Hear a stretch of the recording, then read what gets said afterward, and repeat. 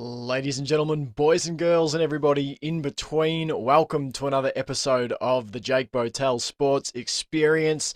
My name's Jake Botel, and I am your host, and today I'll be taking you through my quick preview of the upcoming National Hurling League final between Cork and Waterford in the National Hurling League.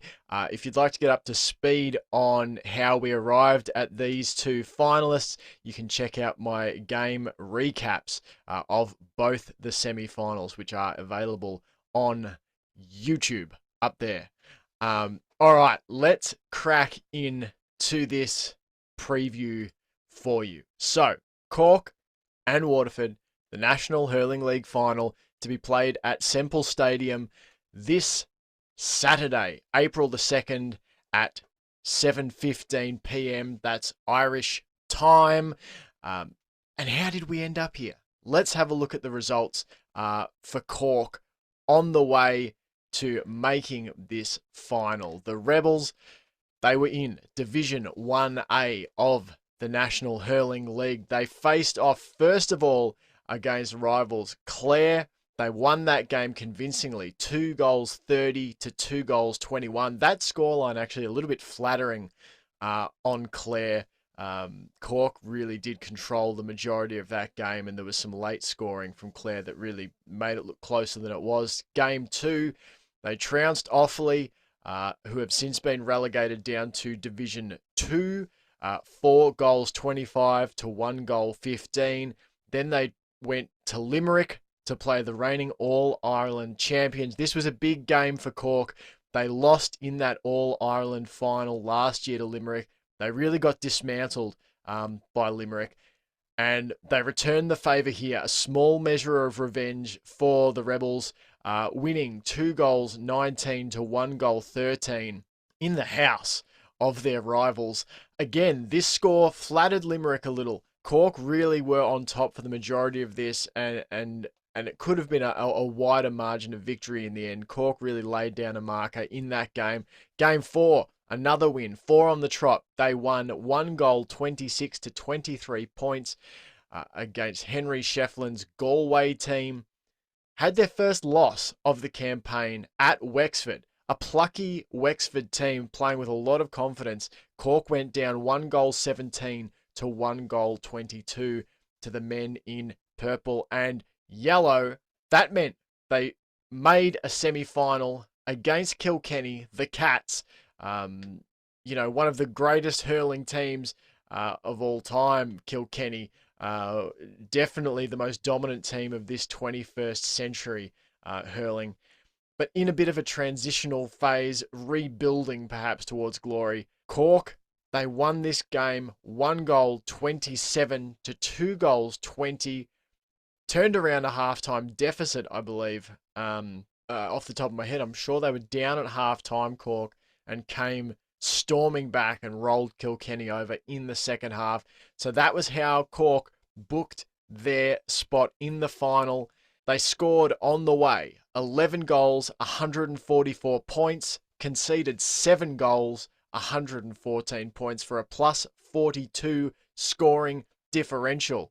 Some of the players to look at in terms of the top scorers for this Cork team. You had Shane Kingston, 4 goals, 21 points for a total of 33 points. You had Conor Lahan, 1 goal, 18 points for a total of 21. Patrick Horgan, no goals yet on this campaign, 18 points, total of 18. And Dara Fitzgibbon, 2 goals, 11 points for a total of 17. So those 4 players combined have scored 7 of Cork's 11 goals this season, a total of 89 points for the Rebels in 2022 campaign.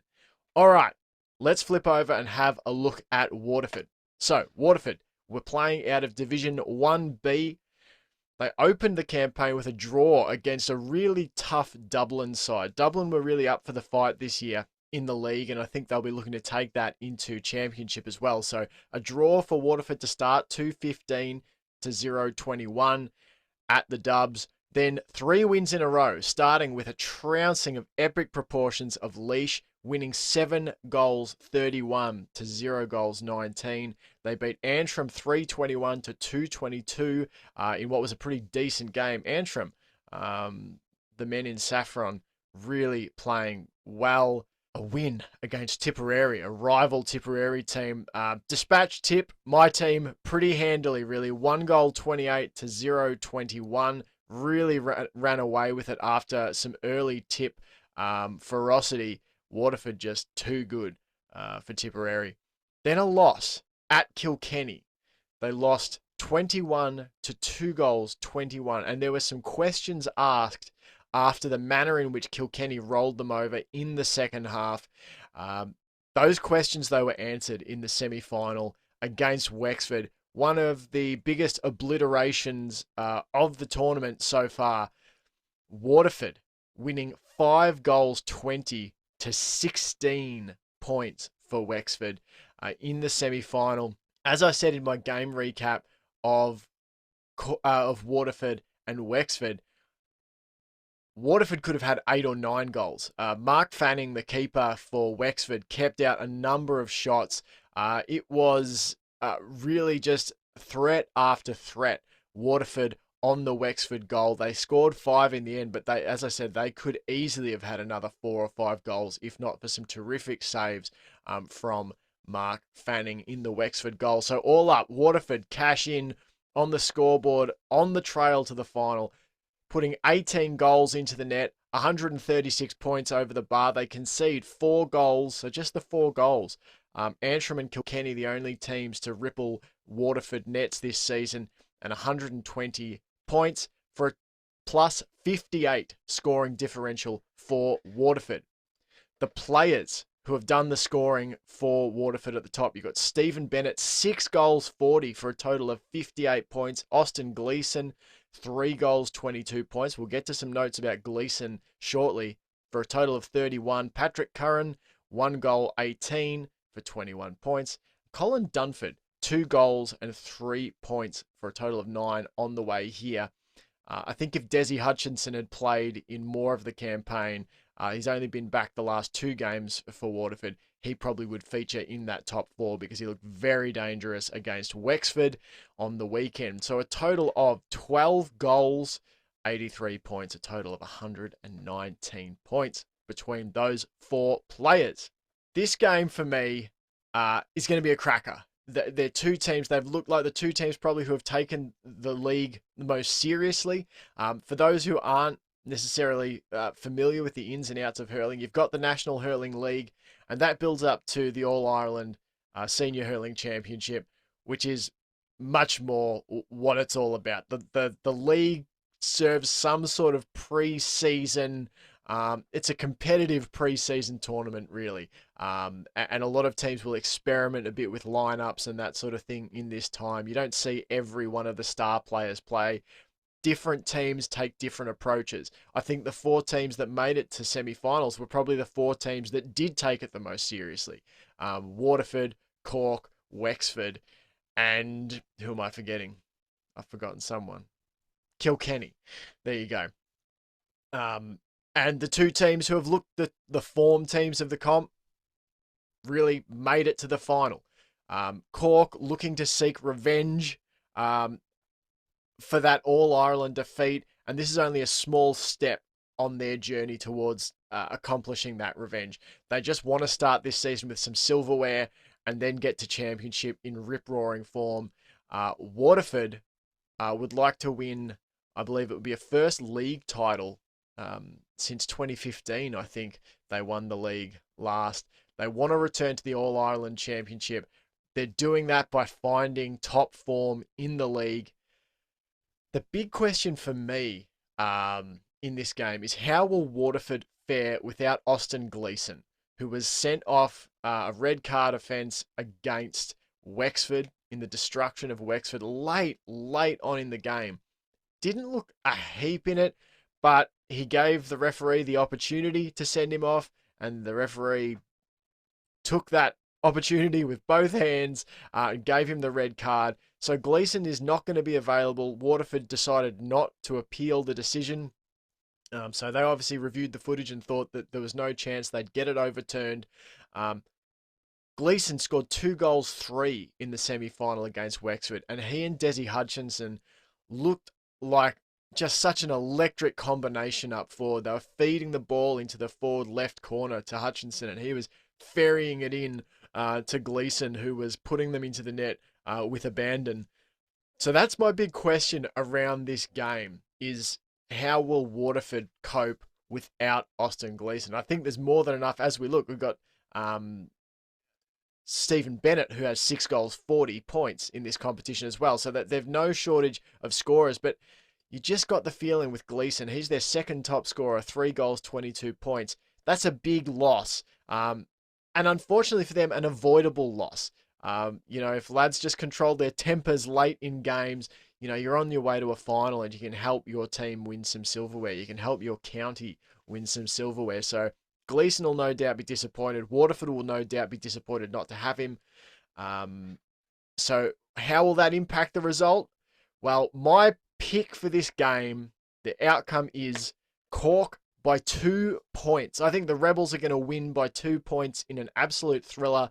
The loss of Gleeson won't be a killer for Waterford, but I think Cork just needs this silverware just that little bit more as a bit of mental redemption after that All-Ireland defeat. They want to know that they can get there, make it all the way through a tournament, lift the cup at the end, and then they want to get on with the serious business of going after true validation and winning that All-Ireland Championship in a few months' time. So I've got Cork by 2 points. I think it'll be a cracking game. I don't think Waterford's scoring will be slowed that much by the loss of Gleeson. They're such a good team. They're in such good rhythm in that system under Liam Cahill.